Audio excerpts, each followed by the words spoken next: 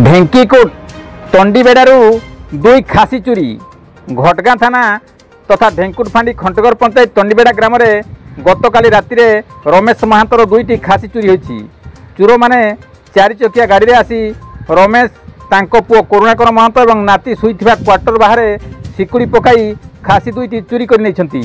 एने ढेंकुटफांडी जड़े एएसआई सुरत देउरींकर एठारू बदली होइथिया बेले दायित्व थिबा एएसआई त्रिनाथ नायक छुट्टी रे जाइछंती। एही सुजोग रे चोरी होइथिबा अनुमान कराउछि। गोविंद राउत का रिपोर्ट, केडी न्यूज ओडिया।